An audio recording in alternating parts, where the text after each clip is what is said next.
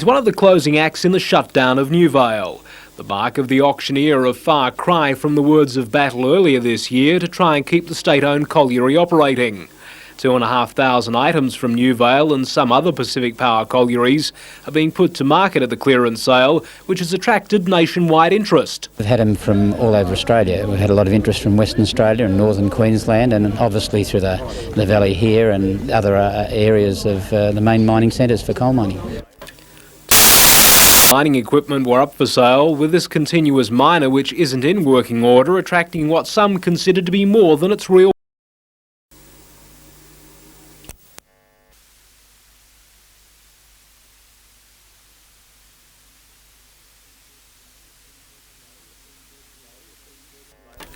The sale has seen virtually all equipment brought to the surface. Amongst the onlookers today, some former mine workers who still believe their fight for Newvale was worth it. I wish there was a lot more people like us to stick up for their rights. Unfortunately, there's too much talk. You hear on media, on there's too much talk and no action. I feel that if blokes got their backs up and fought for what they think's right, the country would be a lot better off. The auction will continue tomorrow, with Pacific Power expected to complete operations at Newvale in about a month.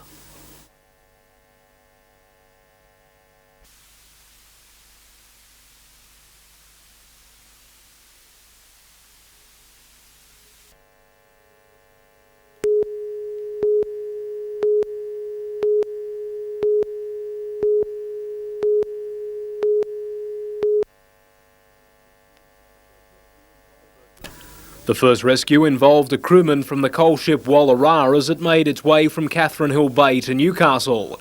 Ambulance paramedics were taken by the rescue helicopter to the vessel after the 47-year-old Wall's End man suffered a badly cut leg and arm after falling whilst hosing the deck. Rough seas prevented the injured man from being placed on the helicopter after his condition was stabilised. It was deemed too unsafe and difficult to winch the crewman on board a stretcher from the vessel, in view of the fact that he was at that stage only about 5 minutes from port anyway. So the vessel turned for port and steamed inside the breakwater, where the rescue helicopter winched the injured seaman on board aboard a stretcher. Later, lifesavers went to the rescue of a 17-year-old Maitland youth after he got into difficulty while surfing at Nobby's Beach. Board rider Ken Reid also went to the youth's assistance. I heard over the mic that there was a boogie boarder going out to sea, so I just paddled out and just grabbed him, and he was shaking like anything. He looked like he was short of breath, so I just laid him on the board, held him under the IRB, turned up. The teenager was treated by ambulance officers for hypothermia and taken to John Hunter Hospital for observation.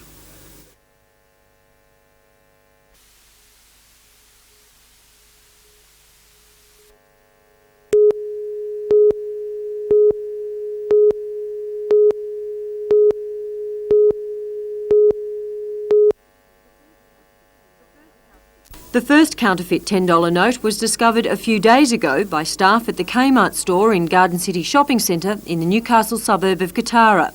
Police describe it as a very good copy, the colour near perfect. The next $10 note turned up today at a service station in Wickham.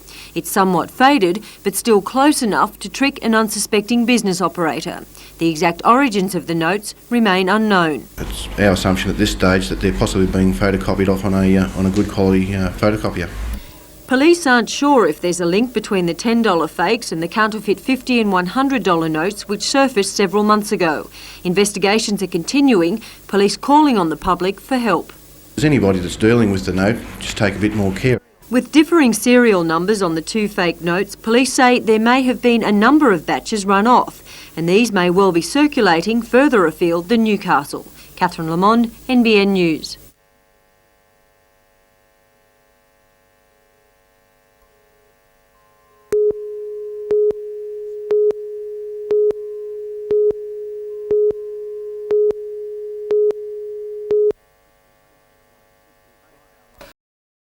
Like a typical gripe from a team that comes away with a loss, but the Falcons' complaint does have merit.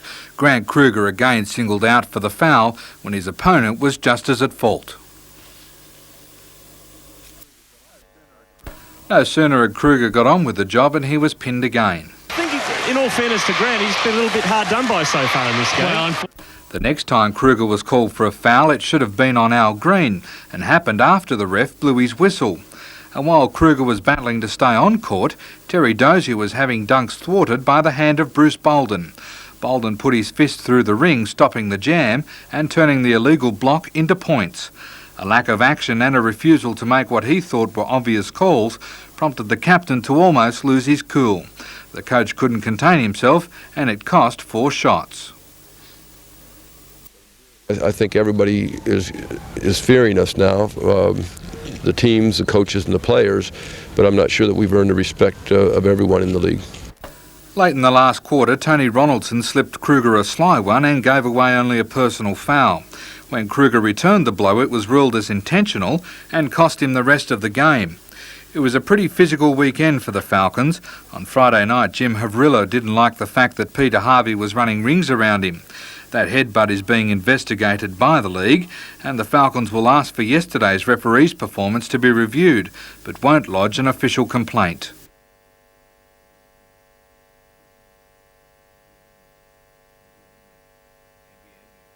NBN News.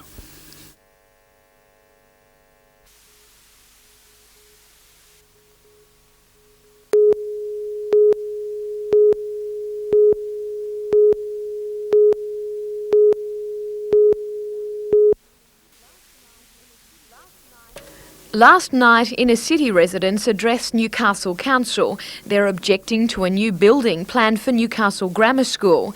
The $3.6 million construction would replace the old Parnell building in the senior section of the school.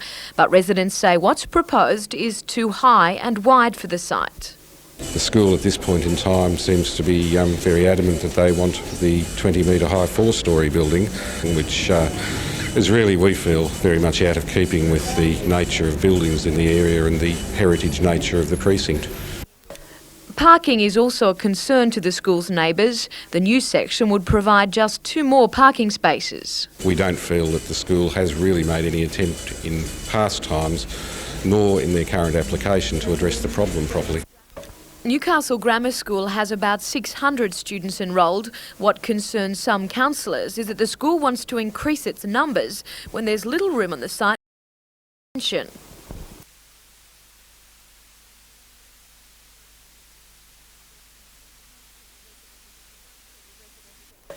Residents and council will meet with the school's architect to try to reach a compromise on the development.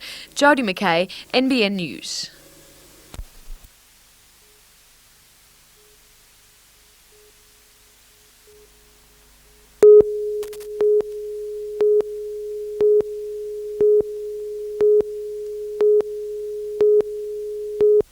Hospital. It's the second time in a month Hunter and Central Coast power stations have been hit by the contract workers' strike action. At the centre of the dispute is Pacific Power's decision to let maintenance contracts outside the terms of the industry's maintenance agreement.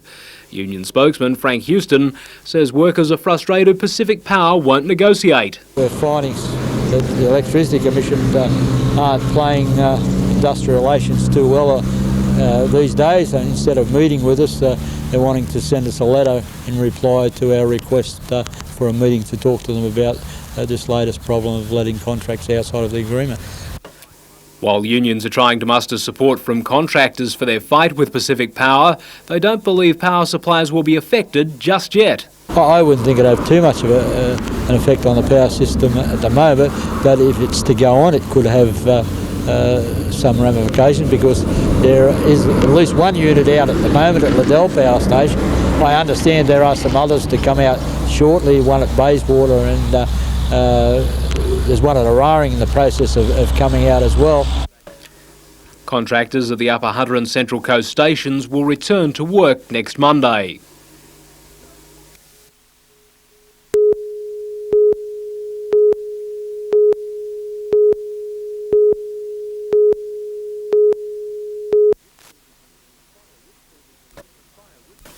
When fire ripped through this illegal tyre dump near Waihee on Saturday night, it created a potentially dangerous environmental situation and highlighted the problem in disposing of the unwanted rubber.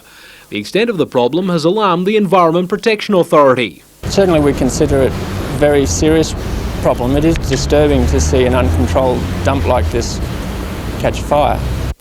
Investigations by the EPA and Lake Macquarie Council have so far failed to find who is responsible for the illegal dumping of the tyres and the fire. It comes as the state government moves to try and deal with the used rubber problem. Well, the government is currently working on a range of options to promote these safe disposal of waste tyres. Lake Council warns under the new Local Government Act, anyone caught dumping the tyres faces a fine of $250,000. Public help is now being sought to catch those responsible for the Waii dump to prevent a repeat of the potentially dangerous situation.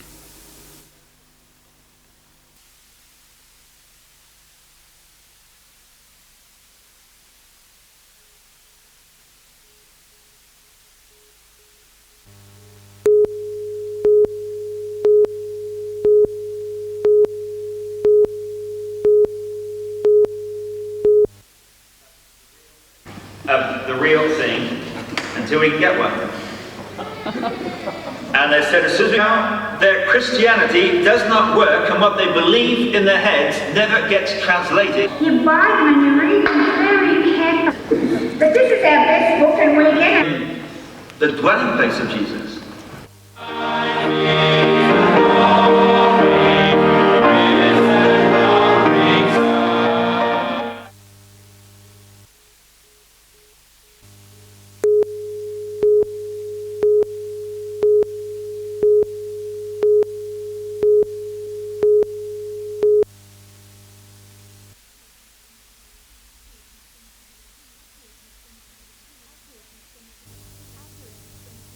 Accuracy seems to be the key at excelling at this sport. It involves standing on dry land, threading on artificial bait and casting a line great distances. And the closer that line lands to the target, the better. Competitors at this weekend's state championships in Taree have made it look easy. Records have fallen and some fine form has been shown in all classes. Casters from Lismore to Gerringong have been vying for the chance to compete at the Australian titles in Geraldton, Western Australia next year. With another round of state championships due before then, organisers say selections for the nationals will be tough.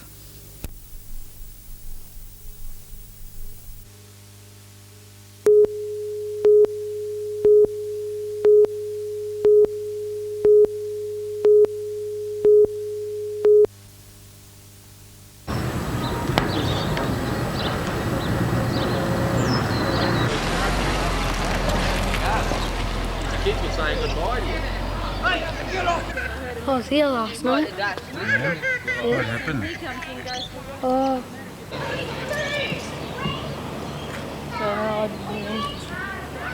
I just knocked on the door.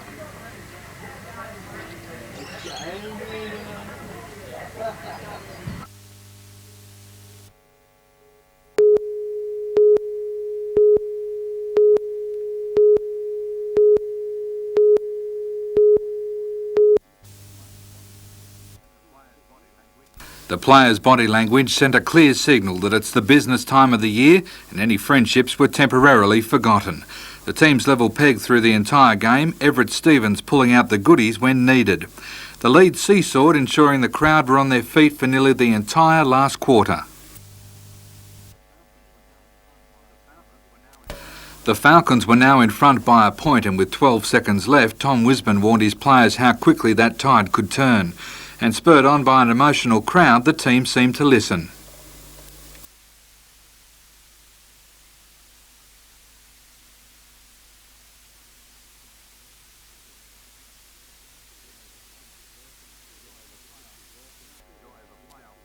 The joy of a playoffs berth enough to bring a man to tears.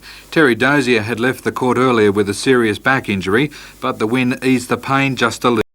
Today he underwent 2 intensive physio sessions. A decision on when he can play a game will be made later in the week.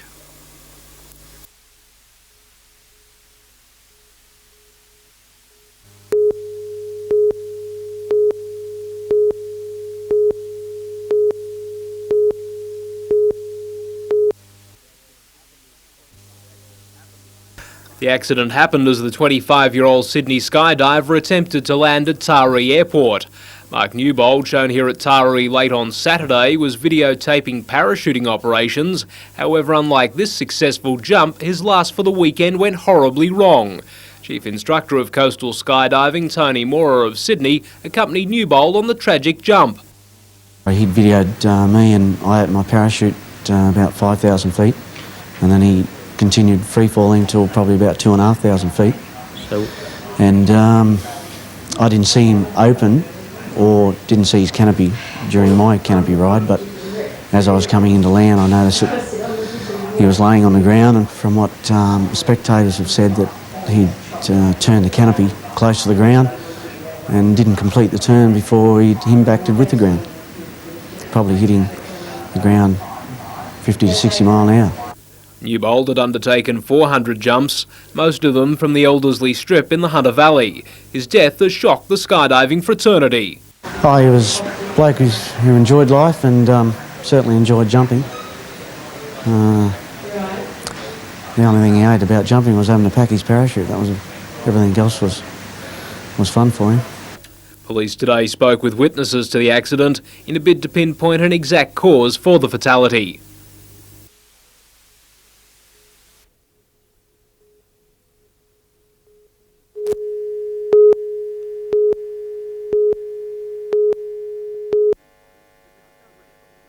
The discovery of a woman's body in her Cardiff home this morning at first seemed a coincidence, but the fact that another woman, 69-year-old Olga Guntaruk, had been stabbed and seriously injured only a few streets away yesterday triggered closer investigation by detectives. It soon emerged the dead woman found today, 70-year-old Anna Solomarco, had been murdered. No reason somebody done it like that. It's a beautiful woman. She helped everybody. Police learned that both women belonged to a Ukrainian community and were regularly picked up for church on Sundays by a 63-year-old man. Then followed the chilling realisation that a third person, an elderly male church member, was also missing. All the victims lived within blocks of one another around the suburb of Cardiff. Police had been attempting to find another church member believed to have been the driver of a blood-spattered Commodore, which was left abandoned after crashing into a tree at the nearby Blackbutt Reserve yesterday.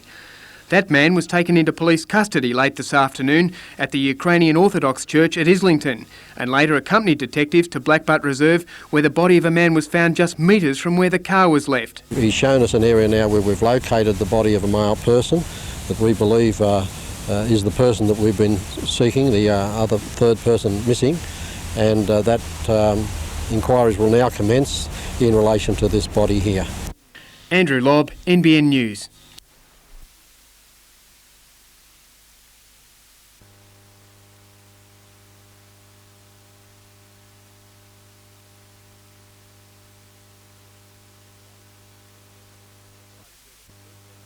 Christchurch Cathedral hosted the service, which was marked with its own brand of pomp and pageantry.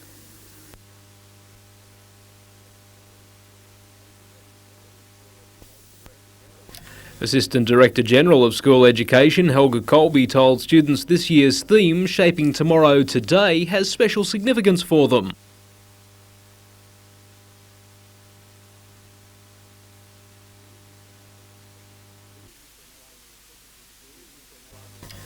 Students from primary and secondary schools and the public, Catholic and independent school systems combined for the occasion. Education Week continues with the public being encouraged to visit their local school.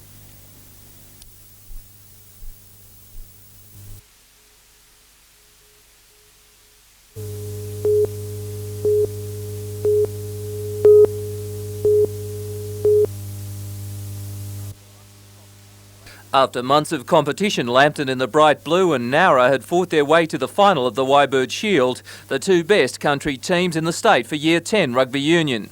Lambton came out throwing the ball around, but the boys from the South Coast returned the fire with a forward surge.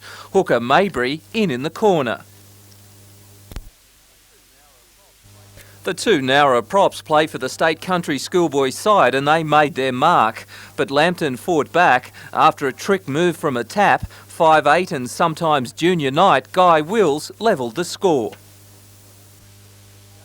But the pressure of the big game got to the Lambton boys. Nowra played more tight football, picked up the run of play and went on to take the Shield 12 points to 5.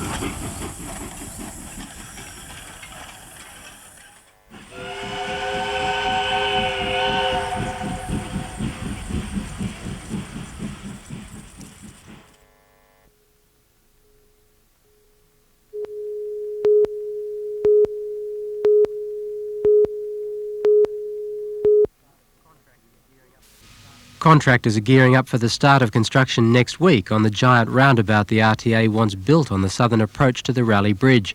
Bellingen Shire Council is making no secret of its opposition to the plan, erecting signs on both sides of the bridge in a very public protest to Roads Minister Bruce Baird. I would hope that we will get some sanity from the people in Sydney and that Macquarie Street will listen to us. I think the $1.5 million being wasted on a roundabout at this bridge, which won't save lives, is appalling, and every taxpayer in the state ought to question what the government's doing.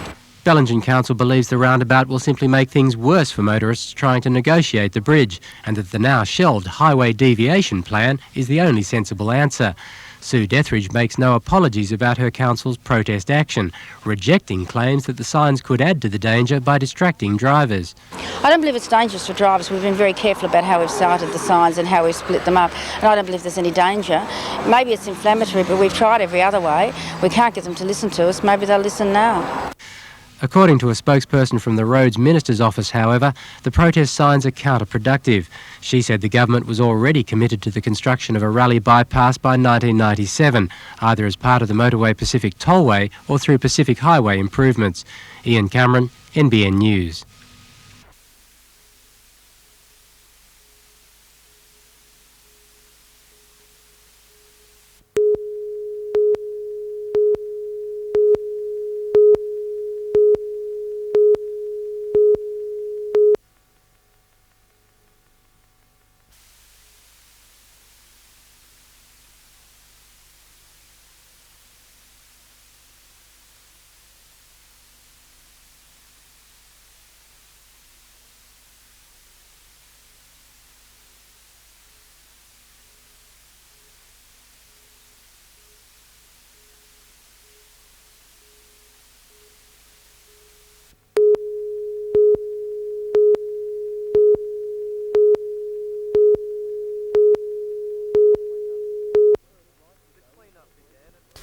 The clean-up began at first light today as the police and workers sifted through the wreckage. Miraculously, the 22-year-old driver of the truck from Queensland walked away unhurt. The livestock was not as lucky. Of the 46 head of cattle on board the truck, 15 perished in the creek. A mass graveyard was dug at the crash site by a mechanical hoe to dispose of the dead cows. The remaining 31 head of cattle were rounded up and transported to Inverell, where they met a similar fate at their intended destination, the local abattoir. Meanwhile, 2 cranes were needed to rescue the remains of the twisted truck. The road was blocked for 2 hours, creating an uncharacteristic build-up of traffic on the normally quiet Yetman Road. The clean-up finished at midday today, and police say no charges will be laid against the driver of the truck. Jason Neuenhoff, NBN News.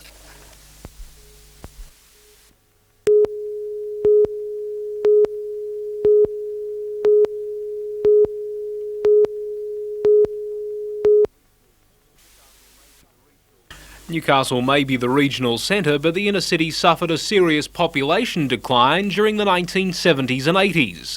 One means to try and reverse the trend is using available space above commercial premises for shop-top housing. This afternoon, Acting Prime Minister Brian Howe, on a brief visit to the region, officially launched a kit on Newcastle Council's guidelines to encourage the repopulation of the city. Council's Director of Planning Services, Gary Fielding, says most inner-city premises are proving suitable for conversion.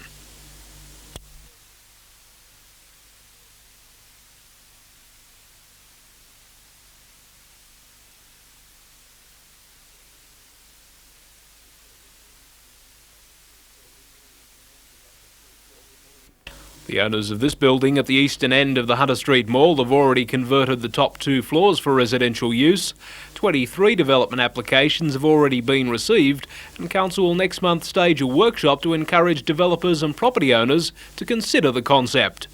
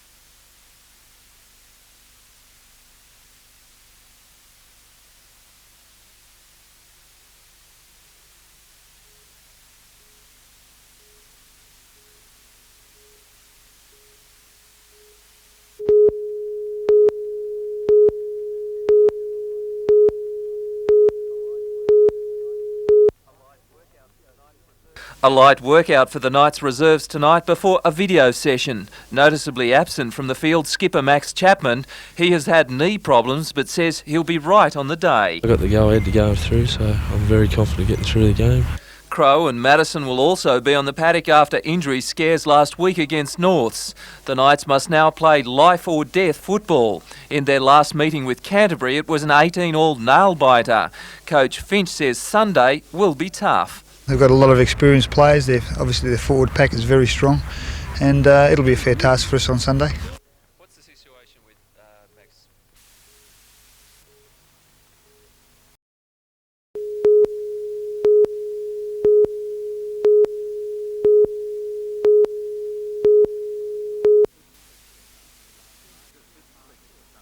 Things just didn't click for the Falcons last night. Passes and shots that would normally be a matter of course were foiled. Illawarra were by no means scintillating in their play, but the Falcons made them look good. Paul Kuiper, returning from injury, was the Falcons' top scorer until fouled out in the last few minutes. But by then the damage was done. And no matter how much they argued the point, the Falcons didn't have the spark of the past few weeks.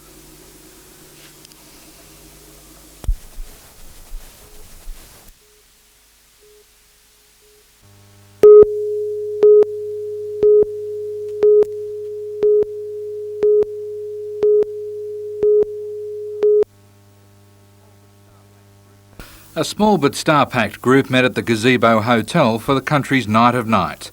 Last year's award winner, Newcastle's Steve Crowe, was a hot tip to make it back-to-back titles, but a speedy little half from the Central Coast surprised everyone. Warren Douche was part of the Coasties team that won this year's country championship, and last night was a very overwhelmed winner.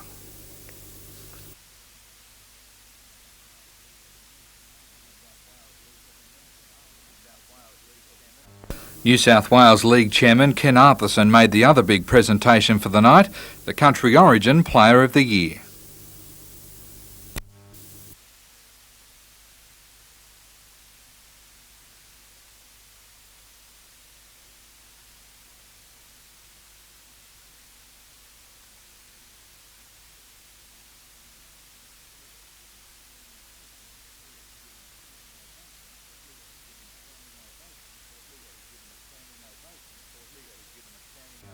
And the Chief was given a standing ovation for his effort.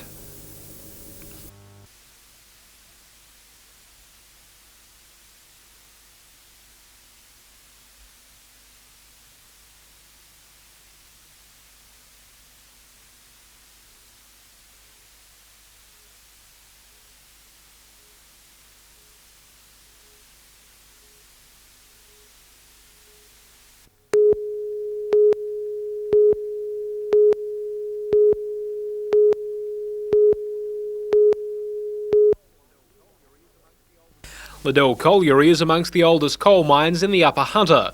After 70 years of operations, its owners have decided to close the underground in June next year since its reserves are virtually exhausted. The closure comes despite efforts to extend the mine's working life. We've done some exploration work in an area that was left, if you like, by the old timers. And one of the reasons it was left, it was more difficult to work in. And we thought that attacking it in a certain way, we may be able to achieve some extraction.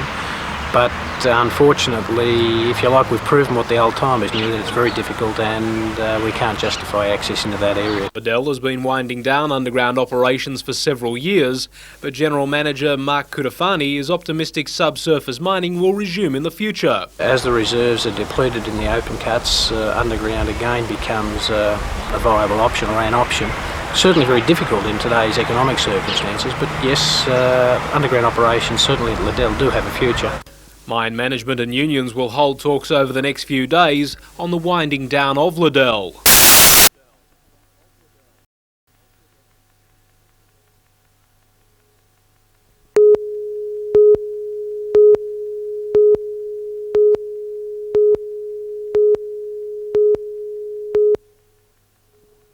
For more than a decade, life education centres have taught primary school students the importance of saying no to drugs.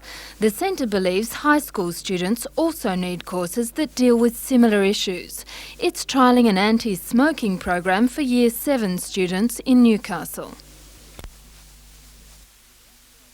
12-year-old Trudy Jenkins says there's enormous pressure to smoke. I think most people find it hard to say no because they still want to be popular and have lots of friends, so they just think it's cool to smoke and drink. But there's nothing cool about the end result of smoking. It causes mouth, throat and tongue cancer and kills 15% of the population. The course offers advice about how to avoid taking up the habit. We give them a number of options on how to deal with the situation and how best to avoid the various pressures that are placed upon them. If successful with the older age group, life education centres hope to extend classes to senior school students. Jane Anderson, NBN News.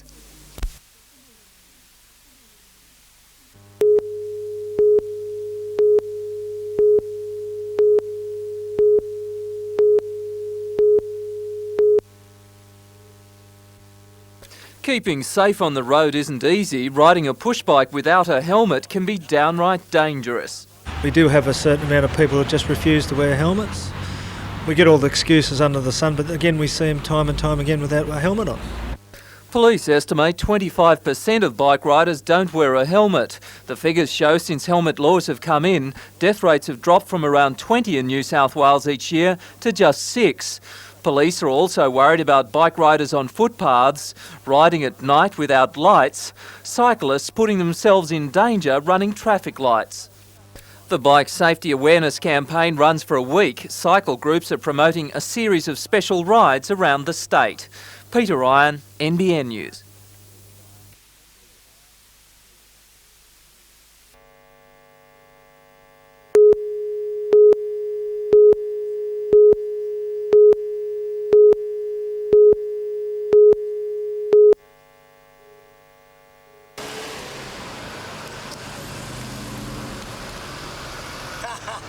You know who it is?